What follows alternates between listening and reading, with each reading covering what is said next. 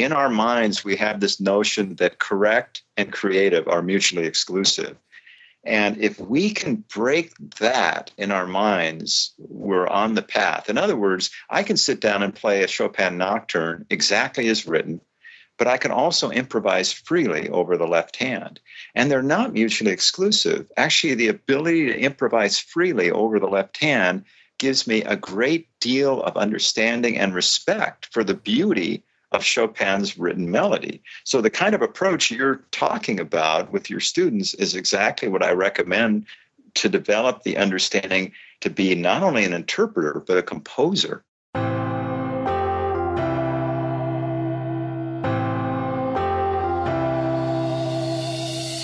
Welcome to the Creative Piano Teaching Podcast, the place where teachers from around the world meet to share innovative ideas about music education. Listen and learn as we help you motivate your students, grow your income, expand your studio, and become a more creative piano teacher.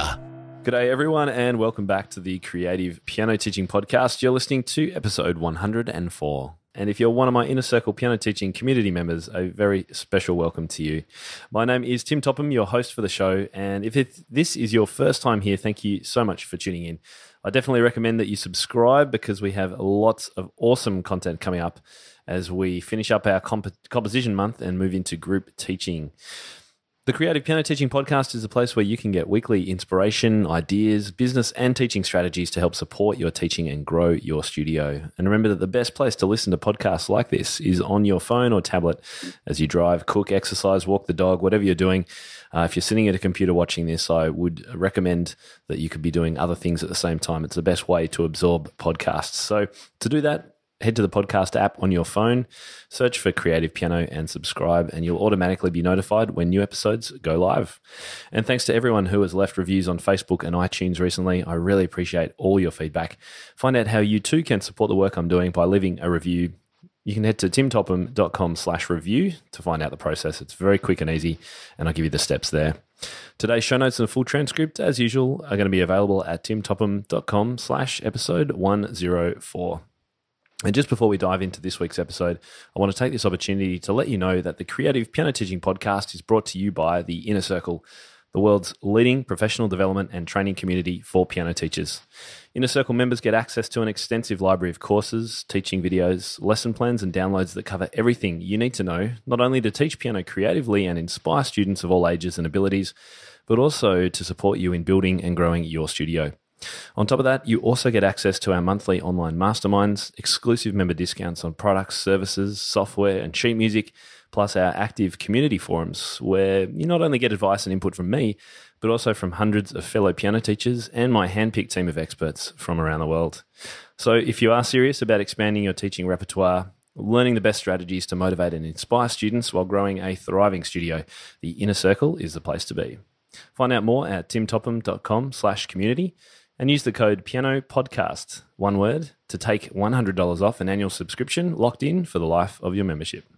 Just before we get started with today's episode, I wanted to let you know about a great little download that we've created, especially for the content from this recording. And it's to do with the topic that we're discussing, which is all around an approach to creative teaching, which our guest has called the 4 musical arts. And so our download is a really beautifully designed reference that you could have on the piano or in your teaching studio to remind you of these 4 main areas that we're going to be discussing in today's podcast. Make sure you check it out and grab your own copy at timtopham.com/104, which is, of course, the show notes page where you'll be able to access all the other links and a transcript. So today's episode is all about teaching music creatively. It's what I'm all about, but I'm by no means the only exponent of this approach around the world. My guest on the show today is one of the pioneers of a more creative approach to teaching piano. He's a pianist, educator, and the author of the Pattern Play series on improvisation. He also wrote the new Create First series and the Chord Play books on the art of arranging. He travels the world helping others make music education more enjoyable and creative. Welcome to the show, Forrest Kinney. Thank you for having me. An absolute pleasure, and especially given the fact that you're actually on a holiday while we record this. So thank you very much for giving me some of your holiday time. Oh, you bet. I might be talking a bit slower, but other than that, you're getting me. Forrest is about the most chilled I've ever seen him look. So it's good to see you've been recharging, because no doubt you have a massive fall semester coming up. Tell us a little bit about what you'll be doing in the next few months. Well, I'm going to be going to Idaho, New Hampshire, Boston, Vancouver, Portland, and giving concerts and giving presentations on various aspects of creativity and, my usual thing. Right. And by concerts, do you mean you're performing other people's work, or is it improvisationary? No, actually, like in a few weeks at the Idaho Music Teachers Conference, I'll be doing one of my 4 arts concerts. Now, I did one in California last month with a vocalist, and the 4 arts concerts actually involved me improvising in various ways and styles, and then arranging and doing a variety of different kinds of arranging, and then playing some of my own compositions. And finally, the 4th art is the art of interpreting. And so there I play, like next month, I'll be playing a Chopin nocturne and a piece by Gershwin, and talking about how that can be done in an artful way. Sounds much more like what our great composers did in their day to perform than what we do today, exactly. Right? And we're going to talk more about that today, right? Yeah, it all shifted radically in the middle of the 19th century. But yeah, prior to 1850 or so, people performed their own compositions, their own arrangements, and their own improvisations. We need to definitely get back to that. And I'm going to read out in just a minute a fantastic short article that Forrest wrote in one of the piano teaching Facebook groups, because it sets the scene for what we're talking about today really well. Just before I do that, though, Forrest, with all that traveling and presenting, are you getting any time to teach this second half of the year, or is that on the back burner for now? I'm actually in the middle of a sabbatical. I've taught for 40 years, a lot of private lessons, and I just thought about a year ago I need to take some time off to write the new Create First series and work on some other personal projects and get back to composing. And I thought, I'm going to live off savings for a year or two and do that. So right now, I'm actually not private teaching for the first time in about, 25 years. And how are you coping? Or are you quite enjoying it? I miss the personal contact with people, but it is nice to wake up in the morning. It's an enviable position to wake up and think, I've got the entire day free. What am I going to do? Not a lot of people can say that. So. Yeah. Do you see yourself getting back into a more structured teaching in the future, or do you think you'll kind of continue what you're doing now? I'm not sure yet. Probably a blend of both. As I say, I miss the sense of watching kids grow up and helping them through those years. But I do feel like I've got a mission, and teachers are responding, and they keep inviting me to come. And as long as people keep inviting me, I'll prioritize teaching teachers. So I would guess it would be 2/3 doing what I'm doing now, and about 1/3 of the time going back to private teaching. Yeah, sounds like a similar take on it that I have. If I can teach other teachers how to do things, then I'm going to impact a whole lot more students in the end, right? Exactly. That's the way I think too. So let's start. I'm going to read out this post. You titled it The Traditional Teacher, and didn't say much more about it and just went straight into it. So this is in Forrest's own words from his Facebook post. I'm writing to offer encouraging words to colleagues who may be wishing to make changes in the ways they teach, but are hesitant to do so.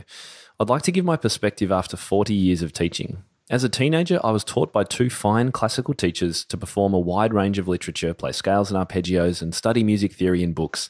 I learned to play Bach fugues and Chopin preludes by memory, write chorales, and follow the rules, in inverted commas, of 4-part writing, and play all the harmonic minor scales with a metronome.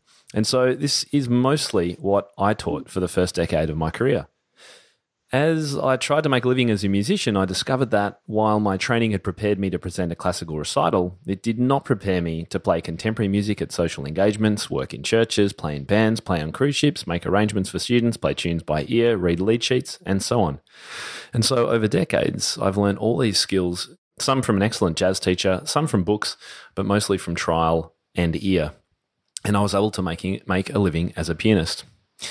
When doing research for a book I'm writing, I learnt that Bach trained his students to do these kinds of things, except play on cruise ships, of course. According to his son, he taught students figured bass, the lead sheet of the day, near the beginning, and his students learned to improvise, arrange, and compose. He was preparing his students to be working musicians in the community. To give an example, at the audition for the organist position at a church in Hamburg in 1725, the keyboardist was required to do 6 different things. 5 of them had to do with improvisation in various forms. And so over the past 40 years, I have gone back to Bach while keeping the best of what I now call the 19th century performer model. I teach my students to improvise, read lead sheets, understand harmony, arrange music, compose and write songs, and play and perform literature. I call this the 4 arts model. These changes happened slowly over the last 40 years. If you want to help your students improvise, arrange and compose, and learn yourself how to do it, you are not breaking tradition. On the contrary, you are rediscovering a much longer tradition that was swept aside in the 19th century. You are not leaving tradition, but deepening it. Lovely words from Forrest there. And I've always said that the great composers whose music we spend so many hours perfecting and memorizing were amazing improvisers and arrangers. So it was really good to read that because I wholeheartedly agree. Why have we moved so far away from these roots of music making? You know, that's one of the reasons I'm on sabbatical is I really have wanted to write a book that answers that question because I've been asking that question for 30 years. And it's quite a whodunit. I mean, you know, the usual suspects, people point to Franz Liszt or Clara Schumann, but actually I'm pointing the finger these days at Felix Mendelssohn. You know, there's lots of players. What happened was a huge shift in the mentality of people in the 19th century, largely caused by the infusion of printed scores into a marketplace. Prior to the 1800s, you didn't really have printed music. For example, Bach's Well-Tempered Clavier wasn't printed until the year 1800. Everything was done by hand, by manuscript. But suddenly you had a market for music, you had publishers spewing out all these printed scores, and it created what I call a hyperliteralism, where people became very literal about music should be this way. Beethoven wrote this note this way, and I must do it. And it has to do with the visual impression of the printed score and all sorts of things. Prior to that, though, as you say, they were all improvisers. From Bach to Bartók, they were all master improvisers. And so I can't really summarize too quickly. It's going to take me a book to answer that question. But I will say for right now, just think of it as mostly involved with print and all the associated attitudes that went with it. I'll mention one other thing, Felix Mendelssohn, a master improviser, like all of them were, but he hated to improvise in public, absolutely hated it. He thought it was degrading. He thought it was just showy, kind of a circus clown sort of thing. And there's a lot on record of him writing letters to people saying, "Oh, I'll never improvise in public again." And he started a conservatory in Leipzig in the middle of the 19th century, which had a profound influence on music culture. And there's about 1,500 people who came from the US and Canada, for example, who studied at the Leipzig Conservatory over the next 50 years or so.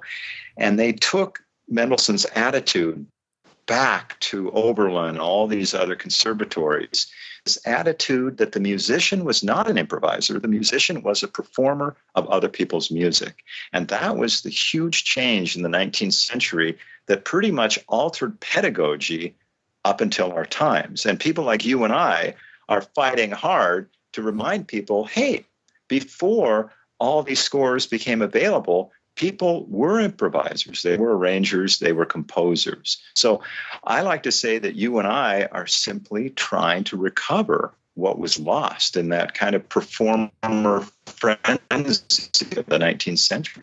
You broke up right at the end there, lost in the performance-centric, is that what you said?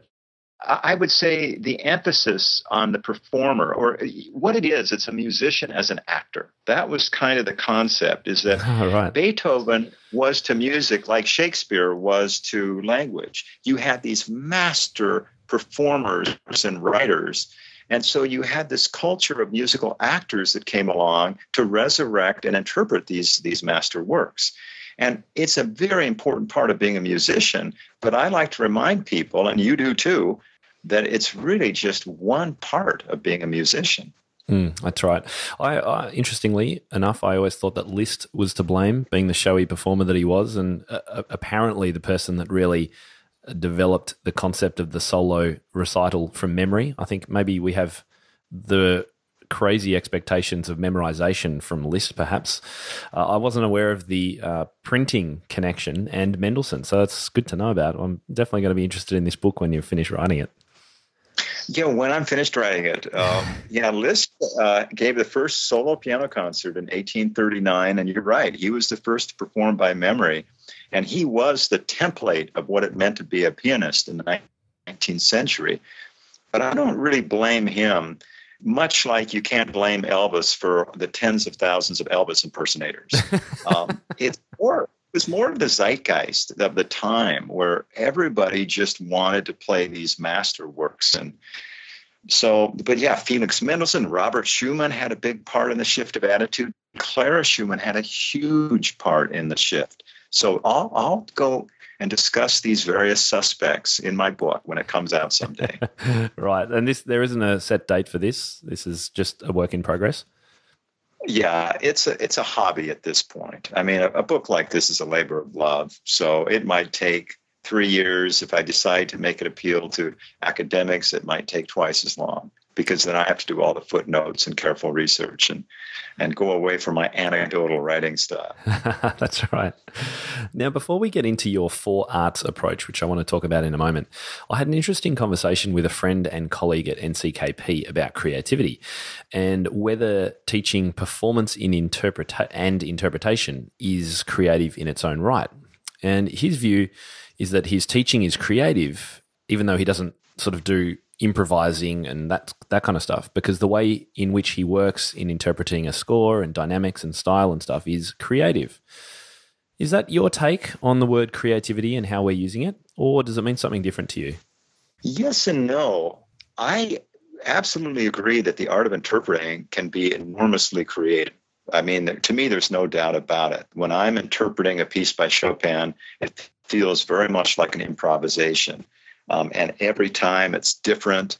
And in that sense, it's a real fine art. The problem is that for most people, the way they're taught, it really doesn't become an art. For example, many of us were taught to play the notes correctly with the correct fingering, with the correct key signature, in the correct time, with the correct pedaling.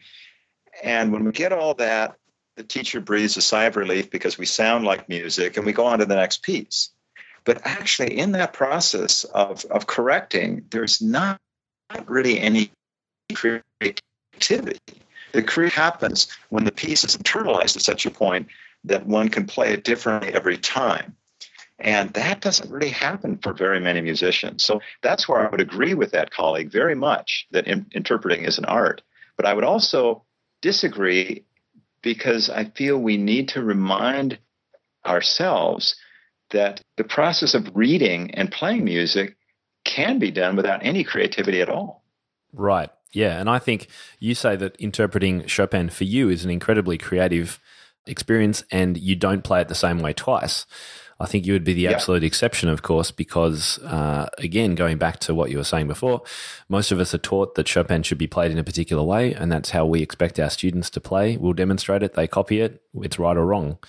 And, of course, that kind of interpretation is not so creative, I don't think. Well, right. But what's so ironic about that is Chopin never played his music the same way twice. There's a famous anecdote about he played at a party and played one of his nocturnes, and the people in the audience said, "Oh, Maestro, could you play that again?" And he said, "Oh, sure, after my break, I will." So he comes out after his break and plays this piece. And people enjoyed it and they applauded, but they said afterward, "Oh, Maestro, it would have been nice to hear the first piece again." And he says, "Oh, it was the first piece again." I mean, the man was a master improviser. And actually, if you read Pablo Casal's book or Glenn Gould or Horowitz, they're always saying the secret of their art is that they play it differently each time. And that's what makes it creative. If it's played the same every time, then it's done mechanically, and a robot is the opposite of an artist. Right. So we need to actually teach in a way what I call creative practicing that encourages people to play a piece or practice it in such a way that it becomes very free when you play it. It becomes open to the moment. And audiences would then have to accept that that's what might come out, though, of course, because people are, again, attuned that, Beethoven should be performed in a particular classical style. So if someone interprets it differently, that can throw a lot of people offside. Well, but here's the interesting assumption in that. You're bringing up the audience, which again is that 19th century way of thinking where the musician is an actor playing for an audience. But if we look at it in a radical sense, radical meaning like the word radish, going back to the roots, we're not really playing for an audience. We're playing for our own creative spirit. And so if I play a Beethoven piece differently and it's a lot louder than, quote, it's marked, that's how I felt it that day. And of course, people like Glenn Gould, who did things like that, who were incredible artists, are panned, right, by the intelligentsia because he's not following the script. But what he would do often is he would practice a piece and then not play it for a month and then go into the recording studio. I mean, he had the kind of technique he could do that. And then it would come out totally fresh and unexpected. But again, that's creativity. Right. Yep. I tend to agree. So there you go. And I try and, if I'm teaching a written score to students, ask them far more than I tell them, how would it sound if we played this bit louder, or if we do the opposite of the crescendo there and we decrescendo and we add an accent at the end and we don't phrase that properly. Those kind of questions and that experience for students, I think, is a simple way to dip your toe in this water of not being quite so rigid. Would you agree? Absolutely. Absolutely. I always make the point that in our minds, we have this notion that correct and creative are mutually exclusive. And if we can break that in our minds, we're on the path. In other words, I can sit down and play a Chopin nocturne exactly as written, but I can also improvise freely over the left hand. And they're not mutually exclusive. Actually, the ability to improvise freely over the left hand gives me a great deal of understanding and respect for the beauty of Chopin's written melody. So the kind of approach you're talking about with your students is exactly what I recommend to develop the understanding to be not only an interpreter, but a composer. I love it. And you can do that with most any music, particularly if it's got a repetitive left hand of some sort, to keep that left hand going and just explore some very simple improvisation with the right hand with students. It doesn't have to be jazz. It can be any style, really. As long as you know the note set that's going to sound kind of okay, go with it. I would encourage any teacher to do that. So tell us a little bit about your 4 arts approach, because I think it's a great way to summarize everything that you're about, and I really love how you've wrapped it into this concept. I think all of us, when we're teaching, we're kind of guided by a model. And for the first 10 years I taught, my model was I needed to teach 2 contrasting pieces, different styles. I needed to do technique in every lesson. I needed to do sight reading in every lesson. And that was kind of my model. It's what I would call the performer model. But now I have this 4 arts model. So when a student walks in the door, okay, let's improvise together. So usually we start by improvising a duet together, and then we explore maybe what they've been improvising this week. So there's art number 1. Then with all my students, I'd like to help them understand how to arrange. Now, a lot of people don't understand, I should say it this way. I make a distinction between improvising and arranging that a lot of people don't make.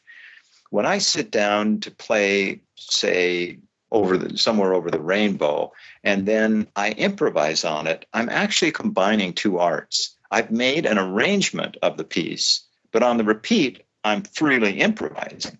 That's the way improv was always taught. It was taught on the foundation of arranging. People were taught figured bass, they were taught harmonization, they were taught tunes. Then on the repeats, you would improvise. What I do in my teaching is I separate improvising and arranging. I teach improv from the very first lesson using patterns. People don't need tunes, don't need harmony, they don't need chord understanding, they don't need lead sheets. It's basically the teacher plays a pattern and they invite the student to play with me on black keys or play with me on white keys. So even in the first lesson, we can do improv. Now, in terms of arranging in the first lesson, we start learning tunes by ear, not by rote, not by sight, but cultivating the ear. And then the third art is composing. Now, that I don't really focus on so much in the first lesson. I feel like that grows naturally out of improvising and arranging. And then the fourth art is the art we talked about earlier, the art of interpreting. And that's, again, grows later. So actually, with my beginning students, I focus much more on the arts of improvising and arranging before I even teach reading. And this is just like the way Clara Schumann was taught.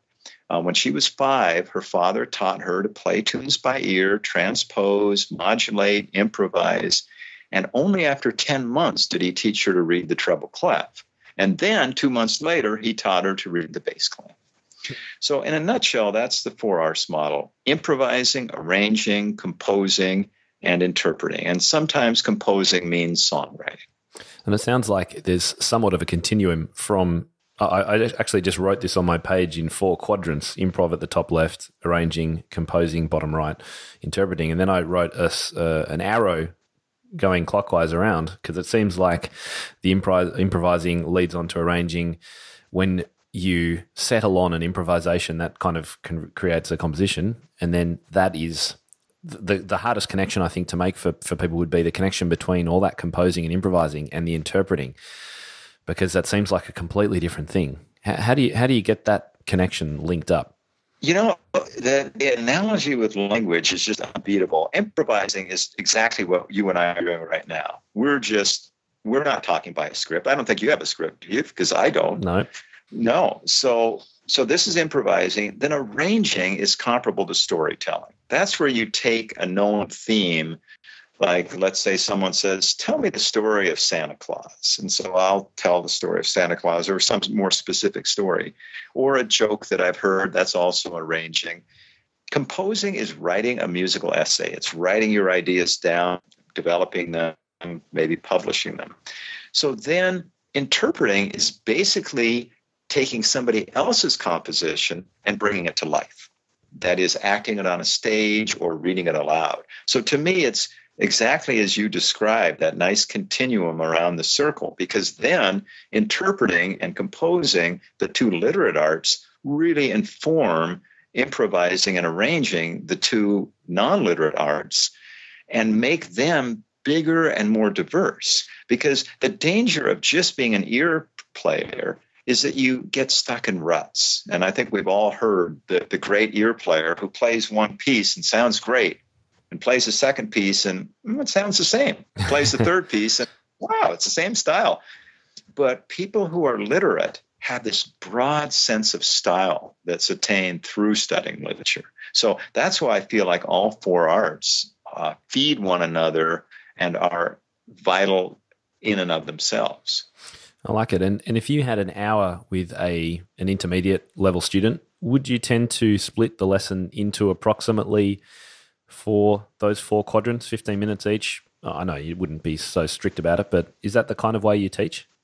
I don't, right. I try to aim for 4, all 4 arts. And believe me, I don't do it with every student, but I can think of a number in the last few years that I had attained that with. Like one girl named Angeline, we'd always start off with improvising, and that usually didn't take more than 5 minutes because basically I'll improvise with them, then I'll open up the pattern play book or the Create First book, and I'll say, okay, try this pattern this week, and then I send them off. Arranging takes more time. Now with Angeline, we worked on accompanying skills because she is a vocalist. And for the composing part, we did songwriting, as you might guess. And then we spent half the lesson on literature because she was really into classical literature. And my basic premise there is I like to do 2 pieces, one that challenges the student technically and one that's easy technically but challenges them musically. So it tends to be more like half the time on literature and half the time on other stuff. But again, it varies completely with the student. Understood. Yeah. I get asked a lot about how to break up lessons, how to structure the average lesson. And so I'm thinking I might even put this together in a little bit of a diagram because I've been drawing as you've been speaking. It works together so well. I've got some questions of you to give some teachers tips because we don't often get the chance to hang out with you like this. So I want to pick your brains on a few things. So I've got a few questions that I've thought about. For students, and often teenagers, I think, fall into this category, who only want to play by ear and learn on YouTube, how do we best deal with them and educate them? Yeah, it's the big question, isn't it? I've totally changed over the last 40 years because I was trained by a Juilliard graduate. And basically, the model was the teacher was the dictator. The teacher had the program, wrote out the lesson plan, and you followed it. And if you didn't, boy, you were in trouble. But over the last 40 years, particularly as I've taught more creativity, I've discovered that what really works with creative people is engaging their passion, engaging that thing that they're compelled to do. And so I had a student named Noah who is exactly what you just described. And he wanted to play Beatles songs. Now, he's 12 years old, and he just was fascinated with the Beatles. So, but he quickly discovered that there was a limit to his ear. So I got him a Beatles fake book and taught him to read treble clef, started teaching him about the world of chords. And of course, this was a doorway for him into his interest. And so he learned to read treble clef. He started understanding all these chords because, the Beatles use actually augmented chords and some very odd harmonies. Yeah. And I stuck with that passion for a year and a half. And he became a pretty good piano player, a decent reader of treble clef. Then one day, a friend played Moonlight Sonata. He's like, I've got to play the piece.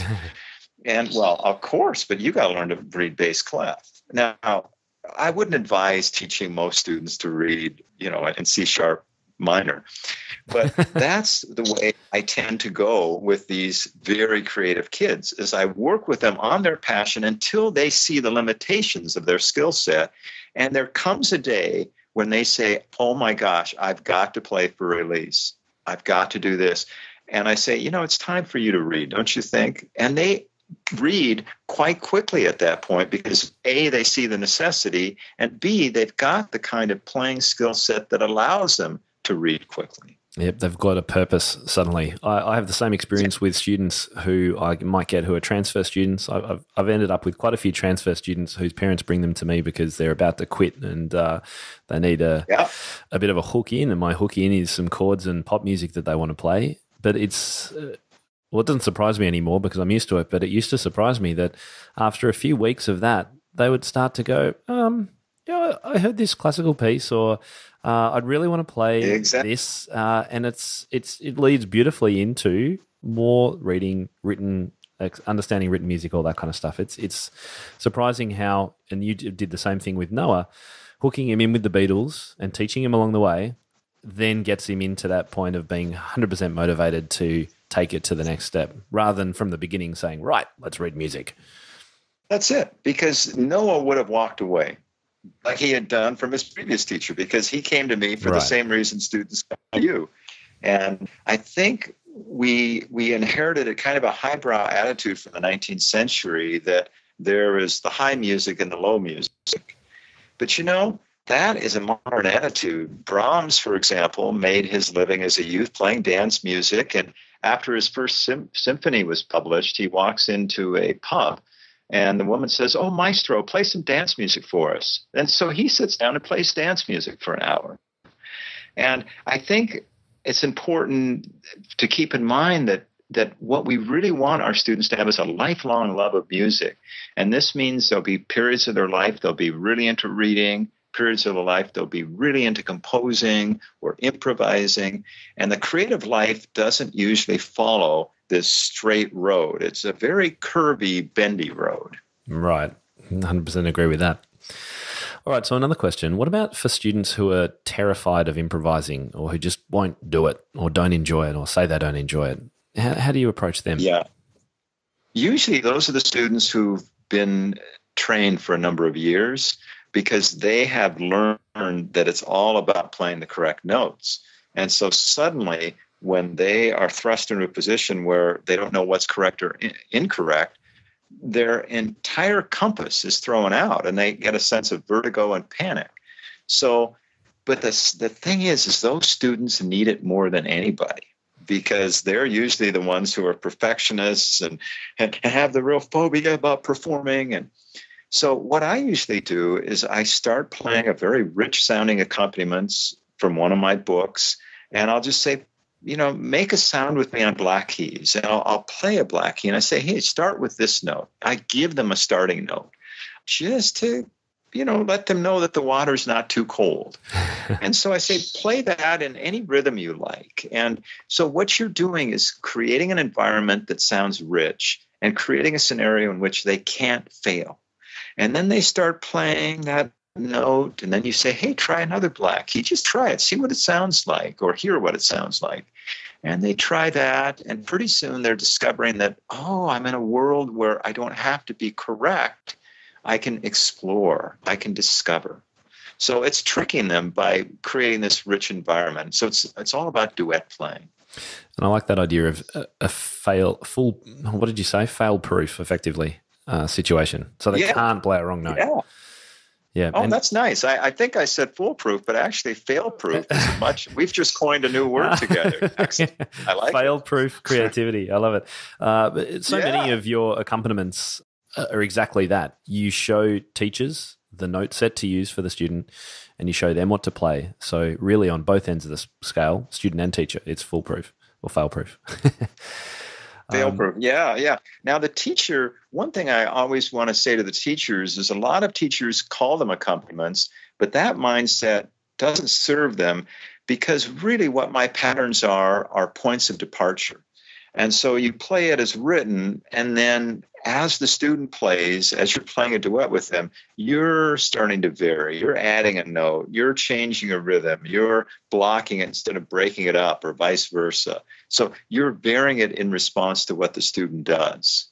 So you're not just an accompanist. You're a co-creator. Right. Good way to think of it.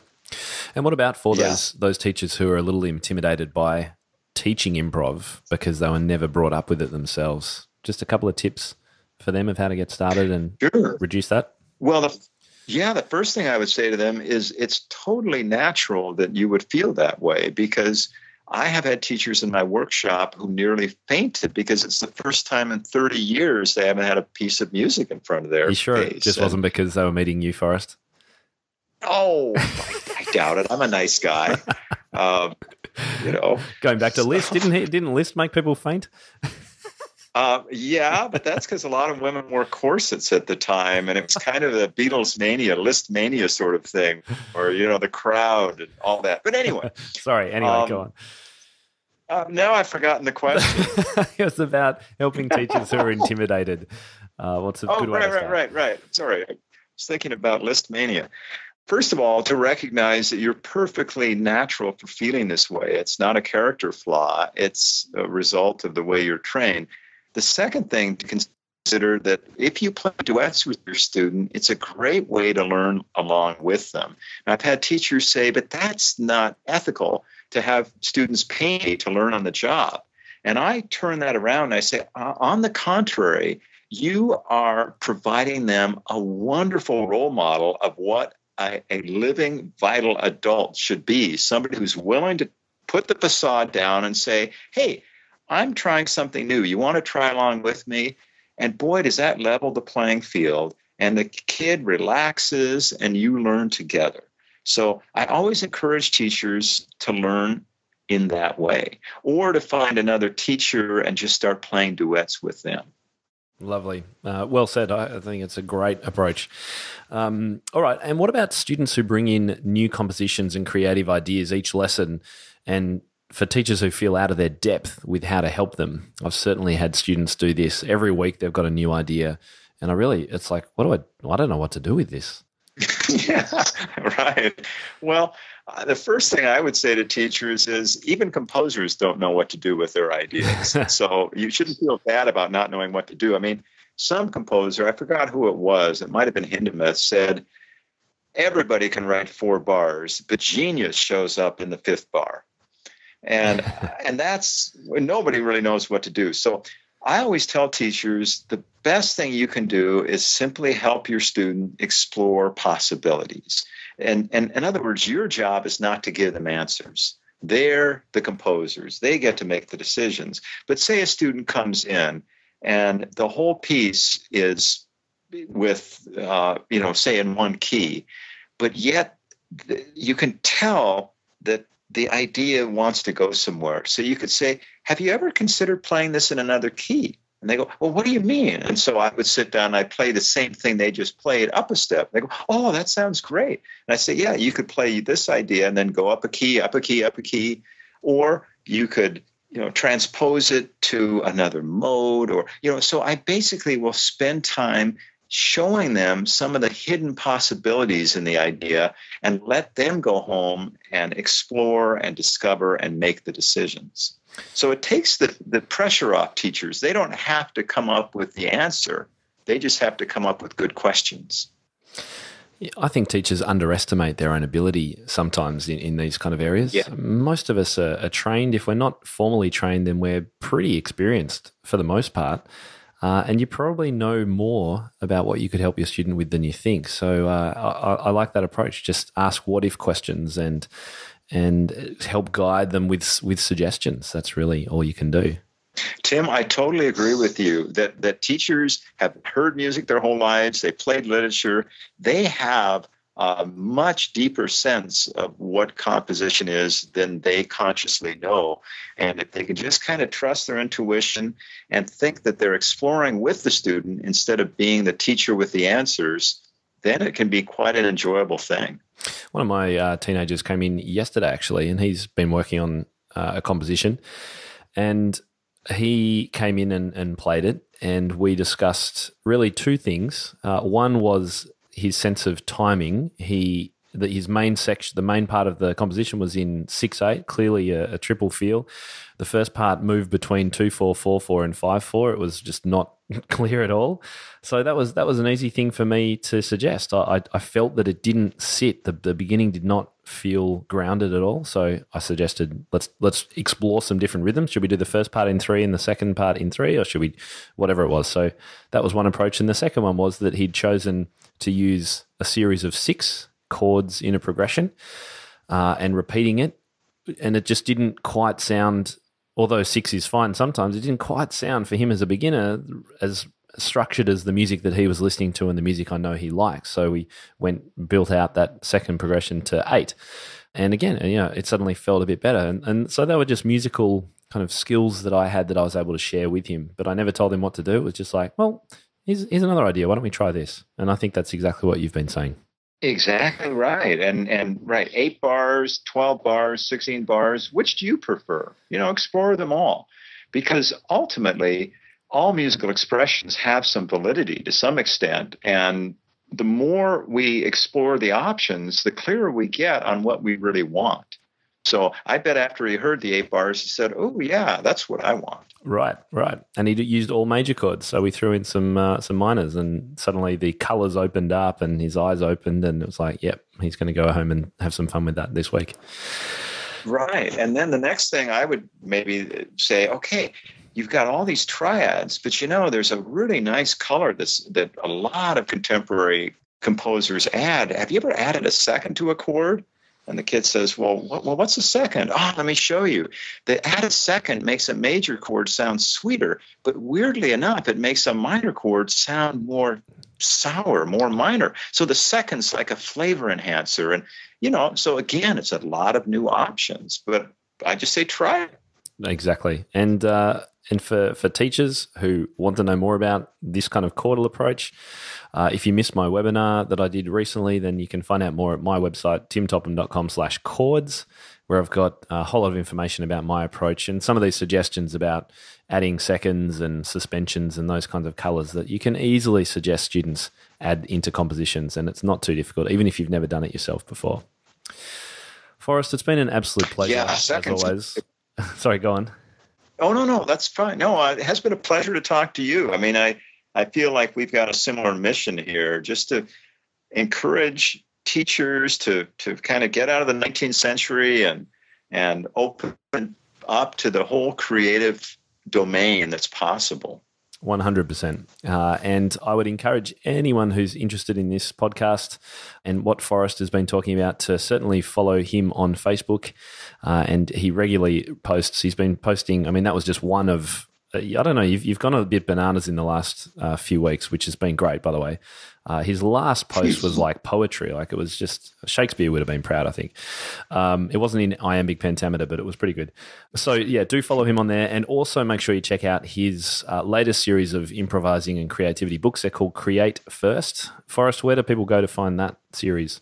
You know, the only place you can get that is on my website, and that's www.forrestkinney.com. So if you spell my name correctly, you can get to my website. So it's 2 R's and Kinney. Yeah, I don't sell it anywhere else. No, I think it's great. You've gone the self-publishing route, and I think it's. I hope it's working out for you. It's great because anyone around the world can download it really, really easily, and you've got a lot of examples and teaching videos. So definitely check out Forrest's site. Yep, forrestkinney.com. Thank you, Forrest. I'm sure our paths will cross again in the near future. I hope it's not too far away because I do enjoy our conversations immensely. I do too, Tim. Thank you very much. Appreciate it. You're welcome. So reminders for everyone who's enjoyed this episode, you can find out the show notes and links to everything that we've been talking about at timtopham.com/episode 104. And a quick reminder too that you can now get updates into your Facebook Messenger directly when I post on the blog or the podcast. If you want to find out how to do that, it's literally one click. Head to timtopham.com/Facebook. Click the blue button and I'll be in your Messenger inbox whenever I update something and provide you some new information. So check that out.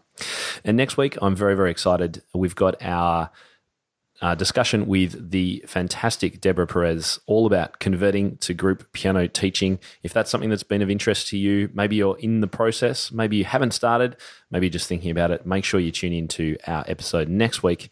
That's podcast number 105 with Deborah Perez. Until then, thanks so much for tuning in, everyone, and happy teaching. Ladies and gentlemen, that will conclude this evening's entertainment. Oh, thank you. Thanks for listening to the Creative Piano Teaching Podcast. We'd love to help take your teaching to the next level as a member of our supportive community. Use the coupon Piano Podcast for $100 off an annual membership of Tim's InnerCircle today. To find out more, head to timtopham.com/community.